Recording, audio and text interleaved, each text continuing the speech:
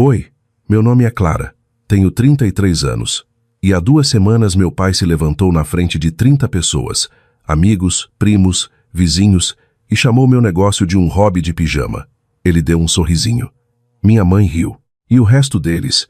Eles entraram na onda como se fosse a melhor piada que tinham ouvido o ano todo. Eu não discuti. Eu não chorei. Eu apenas me levantei, peguei minha bolsa e saí. Ninguém me seguiu. Ninguém nem perguntou por quê. Naquela noite, minha mãe me mandou uma mensagem no WhatsApp. Não seja tão sensível, querida. Você conhece seu pai. Ele não quis dizer por mal. Te amo.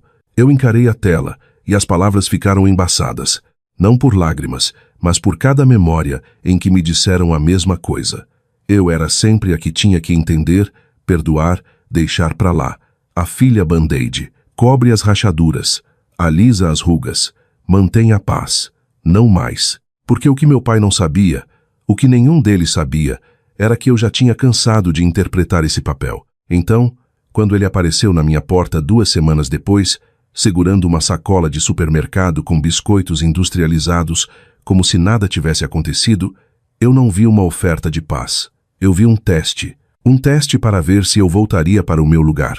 E a questão sobre testes é que você decide se vai fazê-los ou não. E aquela visita foi apenas o primeiro movimento em um jogo que eu não concordei em jogar. Eu não voltava ao Morumbi há quase 1 ano. A primavera tinha acabado de começar a se espreguiçar, pintando as árvores do lado de fora da casa da minha infância com o mais tênue toque de verde. Era aniversário de Laura, minha mãe.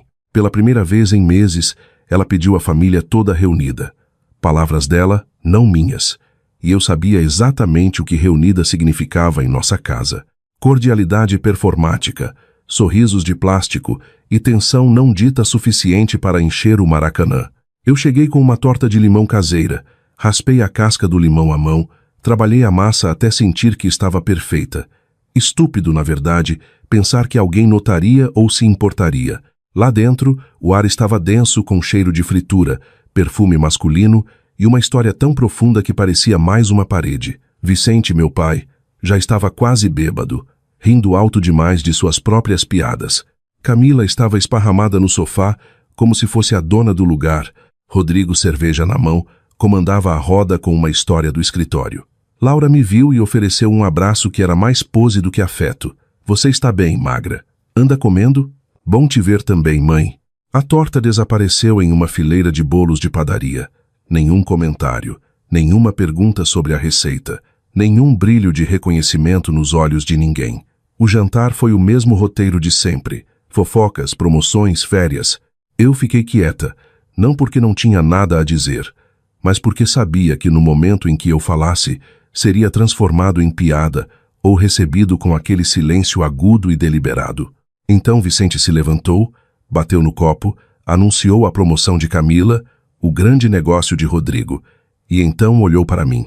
Aquele sorriso lento e perigoso. Bem, ela tem o projetinho dela, disse ele. Trabalha de casa, principalmente de pijama. Deve ser bom, hein? Risadas. Risadas de verdade, daquelas que vêm da barriga. Até de pessoas que eu já ajudei com o dever de matemática ou levei para casa na chuva. Laura riu por trás do guardanapo. Ela sempre foi a nossa sensível. Eu não discuti, eu não sorri, eu apenas saí. Cada passo mais silencioso que o barulho atrás de mim. Na manhã seguinte, Laura mandou uma mensagem. Não seja tão sensível. Você conhece seu pai. O roteiro novamente. Eu era a que tinha que absorver o golpe, cobrir as rachaduras, tornar tudo mais fácil para que eles pudessem continuar confortáveis. 2 dias depois, as primeiras fotos daquela noite apareceram online. Todos reunidos em frente à lareira, sorrindo como se tivessem resolvido a fome no mundo. E eu não estava em nenhuma delas. Não foi um descuido. Foi cirúrgico. Depois daquela noite, eu não bati nenhuma porta. Não fiz uma declaração pública. Eu apenas parei de aparecer. A decisão não me atingiu como um raio. Veio como a maré. Silenciosa, constante, inegável. Chega de grupo da família no WhatsApp. Chega de confirmar presença em eventos que eu sabia que terminariam com o mesmo roteiro. 2 dias depois, eu deletei os convites do calendário familiar do meu celular. No final da semana, eu havia arquivado os números deles. Ainda estavam lá, mas fora de vista, como nomes desbotados em uma antiga lista de convidados. O silêncio parecia diferente desta vez. Não solitário, conquistado. Eu me joguei no trabalho. Fechei com 2 novos clientes. Concluí um workshop sobre otimização de sistemas criativos. Elaborei uma proposta para um edital de cultura local. Meu apartamento estava silencioso da melhor maneira possível. Ninguém esperando que eu me explicasse. Ninguém observando por uma rachadura na minha determinação. Nenhum zumbido de julgamento ao fundo. E então, no final da tarde de quinta-feira, o interfone tocou. Um som que me assustou porque ninguém toca sem avisar. Nem meus amigos, nem meus clientes. Eu apertei o botão. Pois não? Sou eu, pai. Estou aqui embaixo. Por um segundo pensei em fingir que não ouvi, mas velhos hábitos demoram a morrer. Eu liberei a entrada. Ele bateu suavemente. 3 toques, o mesmo ritmo que ele usava quando eu era criança. Quando abri a porta, ele estava lá com uma sacola de papel amassada do supermercado. O canto de uma caixa de biscoitos de plástico aparecia. Você costumava adorar estes, disse ele. Eu dei um passo para o lado sem responder. Ele passou por mim como se ainda fosse o dono do ar no meu espaço. Ele olhou ao redor. Lugar legal, aconchegante. Perguntei se ele queria um chá. Ele disse que sim, surpreso. Sentamo-nos. Ele na beirada do sofá, eu na poltrona em frente. Ele limpou a garganta. Não queria que as coisas ficassem tensas. Sua mãe se preocupa. A Camila está ocupada. Pensei em trazer uma oferta de paz. Ele acenou para os biscoitos como se eles pudessem consertar anos de desvalorização. Eles ainda usam corante vermelho nesses? Perguntei. O quê? Nos biscoitos? Esse corante me dá enxaqueca agora. Ah, não sabia. Claro que não. Seus olhos pousaram na minha mesa no canto. Quadro branco cheio de anotações, logotipos de clientes fixados. Então, quem te ajudou a montar tudo isso? Ele perguntou. Como assim? Quero dizer, parece profissional. Você deve ter tido ajuda. Um designer, um coach. Sua voz estava codificada naquele tom. Parece solidário se você não estiver ouvindo com atenção, mas há uma lâmina escondida nela. Ninguém me ajudou, eu disse. Só eu. Silêncio. Não constrangedor. Deliberado. Ele ficou mais alguns minutos. Perguntou sobre estacionamento, meu aluguel, meus vizinhos. Na porta, ele disse: Você sempre levou as coisas para o lado pessoal demais. É só o nosso jeito de brincar. Então talvez eu tenha crescido e perdido a graça da brincadeira, respondi. Seus olhos se estreitaram um pouco antes de ele sair. Fechei a porta e me encostei nela. Os biscoitos ficaram intocados na bancada por 3 dias inteiros. Toda vez que eu passava por eles, sentia o peso do que representavam. Um gesto que parecia cuidado, mas era na verdade um teste. Você vai voltar para o seu lugar ou vai manter o limite? No 3º dia, um pacote diferente apareceu. Papel de presente rosa claro amarrado com uma fita de cetim perfeita, sem remetente, mas eu não precisava de um. Dentro, um conjunto de pijama de seda rosa, o tom exato que Laura usara no jantar, agora dobrado em minhas mãos. Não era um presente, era uma mensagem. É isso que achamos que você deveria ser. Silenciosa, decorativa, pequena. Eu o dobrei cuidadosamente. Fechei a caixa e a afastei. Eu pensei que os biscoitos eram um teste. O pijama era algo mais afiado. O pijama ficou na minha bancada por 2 dias antes de eu tocá-lo novamente. Sedoso, macio, o tipo de tecido feito para cair, não para proteger. O rosa exato que Laura e Camila usaram naquele jantar. O uniforme silencioso delas, quando queriam enviar uma mensagem sem dizer uma palavra. Isso não era generosidade, era coreografia. Um lembrete do papel que eles achavam que eu deveria desempenhar. Quieta, decorativa, inofensiva. Naquela noite, o telefone tocou. O nome de Rodrigo brilhou na tela. Ocupada? Ele perguntou, com a voz tranquila como se nada estivesse errado. Estava prestes a começar uma coisa, eu disse secamente. Ele não entendeu a dica. A mamãe está chateada. Ela te mandou uma coisa. Disse que escolheu com carinho. Ela mandou. Eu disse, e foi muito revelador. Ele suspirou. Não é tão profundo assim, Clara. Ela está tentando. E você meio que piorou as coisas saindo daquele jeito. Eu não fiz a piada, Rodrigo. Eu só me recusei a rir dela. Ela ficou desconfortável. Não, ela foi conivente. Há uma diferença. Silêncio na linha. Então a mudança de tom, mais suave, como se eu fosse uma criança. Talvez se você procurasse ela. Pedir desculpas pelo quê? Por ter criado um clima estranho? Eu quase ri, não porque era engraçado, mas porque era tão previsível. Eu não criei um clima estranho. Eu parei de fingir que ele não existia. Ele suspirou novamente, desta vez mais longo. Você está sendo teimosa. Não, eu disse. Estou sendo clara. Desliguei antes que ele pudesse responder. Naquela noite, coloquei a caixa de pijama em uma sacola de papel e a adicionei à minha pilha de doações. Chovia um pouco quando a deixei no abrigo da comunidade. Não demorei. Não olhei para trás. Na manhã seguinte, meu telefone acendeu com um nome que eu não via há meses. Tia Vera, a irmã mais velha da minha mãe. Aquela que se mudou décadas atrás e nunca mais olhou para trás. Sua voz era quente, sem pressa. Fiquei sabendo do jantar, disse ela. Ela não pediu minha versão. Ela não precisava. Eu vi as fotos que a Laura mandou. Você não estava em nenhuma delas. Isso me disse o suficiente. Eu expirei. Ela continuou. Você acha que é a primeira na nossa família a ser apagada? Eu saí daquela casa há 30 anos. Cansei de ouvir que eu era sensível demais, intensa demais. Eu disse a verdade uma vez, e eles nunca me perdoaram por isso. O cômodo ao meu redor não mudou, mas algo dentro de mim sim. Reconhecimento, não pena. Você não está errada por precisar de distância, disse ela. Você não está quebrada porque não se encaixa no molde deles. O molde deles está rachado. Há anos. Suas palavras pousaram como um pano quente em um hematoma. Conversamos por quase 1 hora sobre seu jardim. Um círculo de mulheres que ela havia iniciado.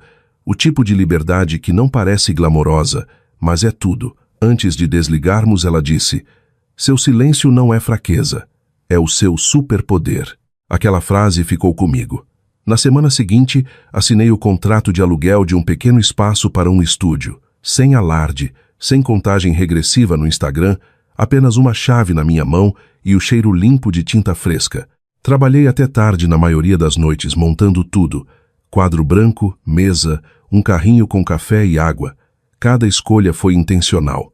Cada detalhe dizia: eu decido o que pertence aqui.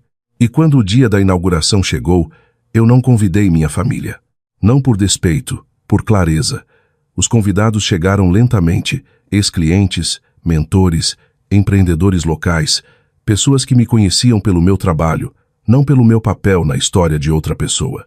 Um cliente levantou uma taça. Este estúdio não é sobre sucesso, disse ele, é sobre sobrevivência transformada em estratégia.